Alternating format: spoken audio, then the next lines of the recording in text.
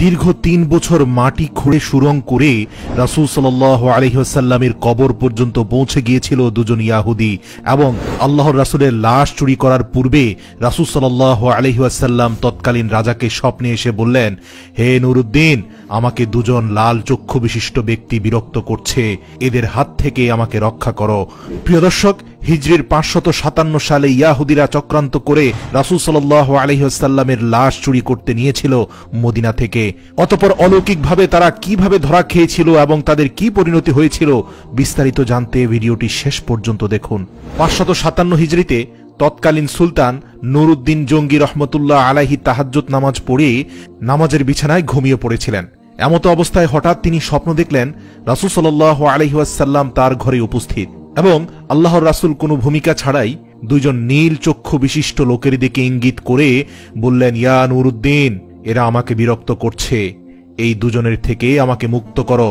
এই ভয়াবহ স্বপ্ন দেখে নুরুদ্দিন জঙ্গি রহমাতুল্লাহ আলাই অত্যন্ত ভীত সন্ত্রস্ত হয়ে ঘুম থেকে জাগ্রত হলেন এবং কিংকর্তব্য বিমূঢ় হয়ে গেলেন।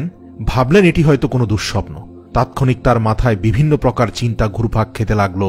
তিনি ভাবলেন, আল্লাহর রাসূল সাল্লাল্লাহু আলাইহি ওয়াসাল্লাম তো এখন কবরের জীবনে, তার সাথে অভিশপ্ত ইয়াহুদিরা এমন কি ষড়যন্ত্র করতে পারে?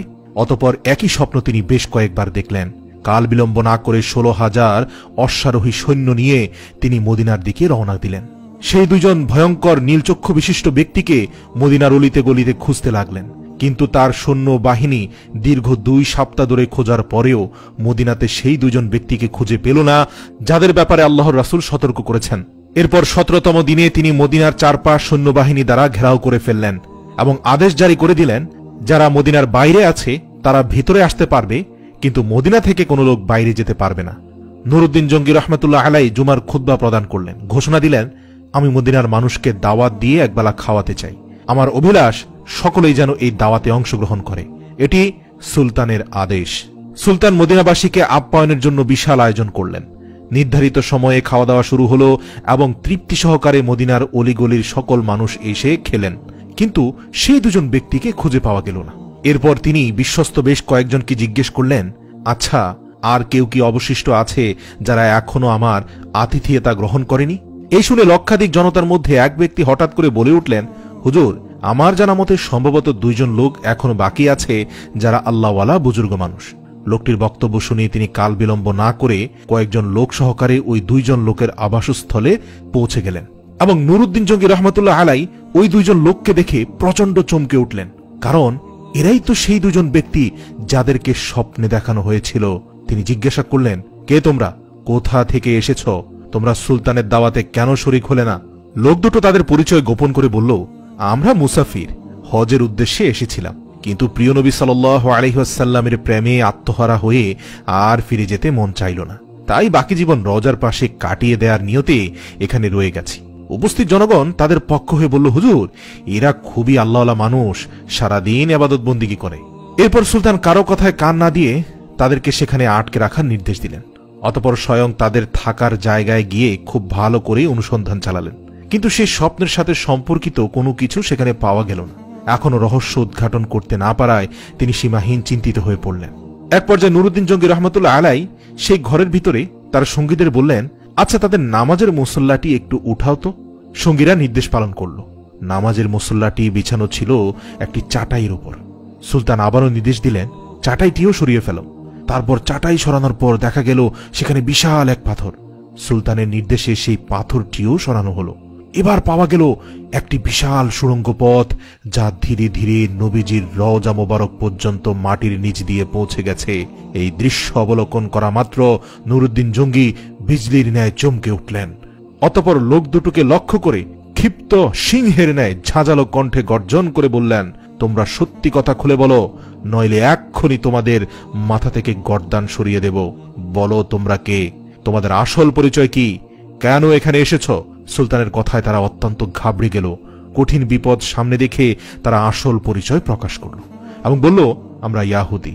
ইয়াহুদিদের আস্তানা মুসল শহর থেকে আমাদেরকে প্রশিক্ষণ দিয়ে এখানে পাঠানো হয়েছে, যাতে রাসূল সাল্লাল্লাহু আলাইহি সাল্লামের লাশ চুরি করে নিয়ে যেতে পারি এবং তা যেন ইউরোপীয় ইয়াহুদিদের হাতে হস্তান্তর করি।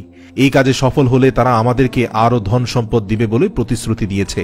সুলতান বললেন, তোমরা তোমাদের পরিকল্পনা বাস্তবায়নের জন্য কি পদ্ধতি অবলম্বন করেছিলে, কিভাবে তোমরা কাজ করতে? তারা বলল, আমাদের নিয়মিত কাজ ছিল রাত গভীর হলে অল্প পরিমাণ সুড়ঙ্গ খনন করা এবং সাথে ওই মাটিগুলো চামড়ার মজকে ভর্তি করে অতি সন্তর্পণে মদিনার বাইরে ফেলে আসা। আজ দীর্ঘ 3 বছর যাবৎ এই মহাপরিকল্পনা বাস্তবায়নের কাজে আমরা অনবরত ব্যস্ত আছি। ঠিক যে সময় আমরা রওজা মোবারকের নিকট পৌঁছে গেলাম, মাটি খুঁড়তে খুঁড়তে আর একটু গেলেই রওজা মোবারকে পৌঁছে যাব, রাসূল সাল্লাল্লাহু আলাইহি সাল্লামের লাশ আমাদের হাতে চলে আসবে। ঠিক সে সময় ধরে আমাদের মনে হলো আকাশ যেন ভেঙে টুকরো টুকরো হয়ে যাচ্ছে, জমিন যেন প্রচণ্ড ভূমিকম্পে থরথর করে কাঁপছে। আমরা কোনোভাবে আর মাটি খুঁড়তে পারলাম না। দীর্ঘ 1 বছর মাটি খোঁড়া বন্ধ করে শুধু পরিকল্পনা করছি, কারণ গর্তে প্রবেশ করলেই ভূমিকম্প শুরু হয়ে যায়। তাদের বক্তব্য শুনে সুলতানের চোখ দিয়ে পানি পড়তে থাকলো এবং তার কাছে সবকিছু পরিষ্কার হয়ে গেল।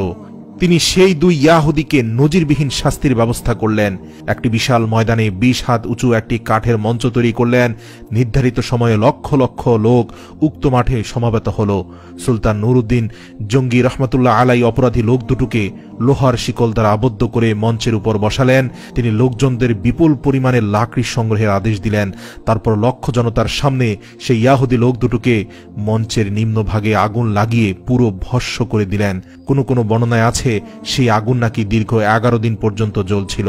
অতঃপর বিপুল পরিমাণ অর্থ ব্যয় করে 1000 মণ সীসা গলিয়ে রাসূল সাল্লাল্লাহু আলাইহি ওয়াসাল্লামের রওজা শরীফের চারপাশে মজবুত প্রাচীর নির্মাণ করে দেন, যেন ভবিষ্যতে আর কোনো ইয়াহুদী চক্রান্ত করে নবীজির লাশ চুরি করার দুঃসাহস না দেখাতে পারে।